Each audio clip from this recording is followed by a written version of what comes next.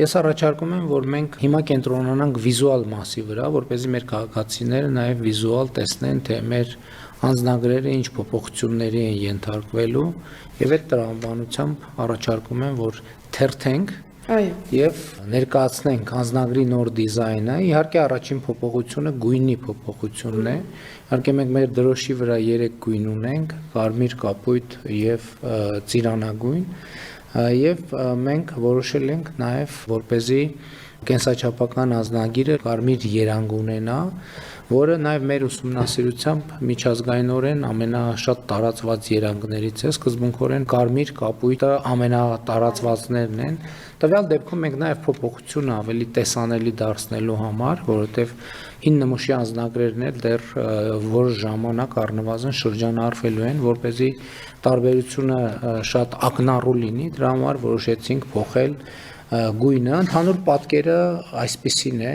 շատ բան մեր պատկերում կարծում եմ առաջին էջում չի փոխվել, հին նմուշի կենսաչափական անձնագրերում էլ այս նշանը կա, կենսաչափականի նշանը, եւ այդտեղ ոչ մի բան չի փոխվել։ Եվ այս շապիկի հետ կապված ունեք որևէ մեկ։ Պարոն վարչապետ, նկատի ունենանք, որ քանի որ խոսեցինք վիզաների ազատականացման մասին, Եվրոպական միության անդամ գրեթե բոլոր պետությունները հենց այսպիսի երանգ են օգտագործել, մուգ կարմիր կամ բուրգունդիի տարբեր երանգներ, սա կարծում նաև լավ ժեստ է ընդհանուր տրամաբանության մեջ, թե փոփոխություն ունենալու եւ թե նաև համապատասխանեցնելու Եվրոպական միության ընդհանուր ստանդարտին։ Մենք ունենք այո նաև տարբերակ բրայլյան գրով, որպեսզի նաև տեսողության խնդիրներ ունեցող մարդիկ կարողանան նաև անձնագրի հետ այդ առումով հաղորդակցվել եւ առաջին էջի բացվածքն է, սա ճիշտ եմ, չէ՞, Այո, առաջին էջն է։ Եվ ձախ կողմում, ինչպես տեսնում եք, Հայաստանի Հանրապետության ուրվագծային քարտեզն է, հաջորդիվ Հայաստանի Հանրապետության զինանշանը եւ որոշակի տեքստային ինֆորմացիա։ Այստեղ ամենակարևորը, որ մեր երկրի ուրվագծային քարտեզն է, ունեք որևէ մեկնաբանություն այս էջի։ Պարոն վարչապետ, ես նշեմ, որ թեև առաջին հայացքից գուցե պատկերը այդքան տեսանելի չթվա, բայց ճարտարապետական հնագույն զարդանախշերն ենք օգտագործել, հայկական, այո, հետևի ֆոնը, եւ դրանք մեր մասնագետները փորձել են զարդանախշերը միացնել, ներդաշնակեցնել եւ ֆոնային ցանց ստանալ։ Սա եւս կարևոր նշանակություն ունի։ Քարտեզը կա թե շապիկի առաջին հատվածում եւ թե նաեւ վերջին հատվածում նույնականացրել ենք։ Եվ բնականաբար հիմնական տեքստերը արդեն շարադրված են աջ էջի վրա, որևէ փոփոխություն այս տեսանկյունից չենք բերել։ Շատ լավ։ Հաջորդ էջում սրանք արդեն պաշտպանող շերտերն են, որոնք երևում են ուլտրամանուշակագույն ճառագայթի ներքո, ելի միջազգային ստանդարտներին համապատասխան այս էջի վերաբերյալ ունեք մեկնաբանություն։ Պարոն վարչապետ, ես նշեմ, որ բոլոր էջերը ունեն ուլտրամանուշակագույն ճառագայթով տեսանելիություն եւ մեր սահմանապահները եւ օտարերկրապետությունների սահմանապահներն են կարողանալու տեսնել այս հատվածը։ Հայաստանի Հանրապետության քարտեզի մասով կտեսնեք մի փոքր գեղարվեստական լուծում ենք ավելացրել, որպեսզի նույնական չլինի հիմնական պատկերի հետ։ Կա Հայաստանի Հանրապետություն բառերը այստեղ նախատեսված եւ Հայաստան բառն է թշնատարերի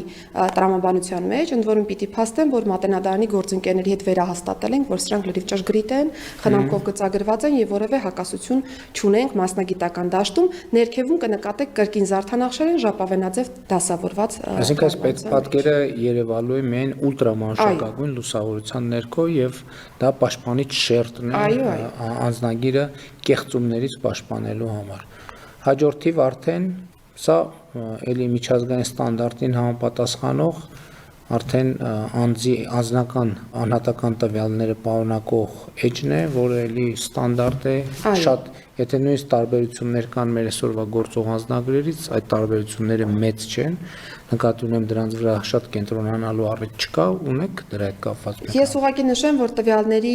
էջի մասով հիմնական պարոն վարչապետ կրկին հետևում օգտագործել ենք հայկական 5 առանձին տեսակի զարդանախշեր, նորից դրանք միավորված են եւ ֆոնային ցանց են ստեղծել, բոլոր այն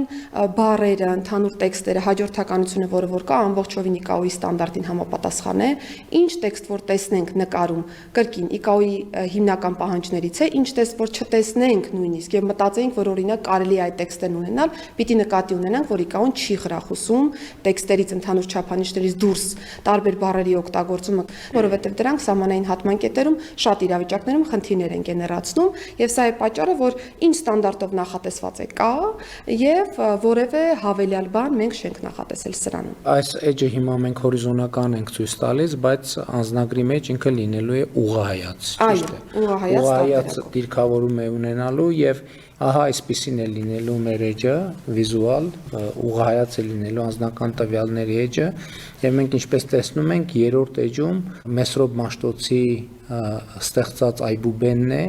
Ինչու եմ ասում Մեսրոբ Մաշտոցի ստեղծած այբուբեն, որովհետև հենց 405 թվականի իր նախնական վարկածով է, որ այբուբենը արտահայտվելու է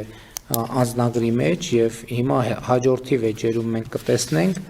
որ մենք աշխատել ենք, որպեսզի անձնագիրը եւ անձնագրի վիզուալ պատկերները ներկայացնեն մեր ինքնությունը եւ մեր պատմությունը եւ կարծում եմ այդ առումով մենք կարողացել ենք որոշակի պատկեր ստանալ այս edge-ի հետ կապված ունեք լրացուցիչ մեկնաբան։ Ես ուղղակի նշեմ, պարոն վարչապետ, որ հիմնական տվյալների edge-ում անձեն աչքով գուցե տեսանելի չէ, բայց երբ որ զարդանախշերը պատկերել ենք, օգտագործել ենք Հայաստանի Հանրապետության դրոշի գույները, այսինքն կարմիրը, կապույտը, ծիրանագույնը, իհարկե պրոֆեսիոնալ մշակմամբ, որպեսզի ավելի նուրբ պատկեր ստանա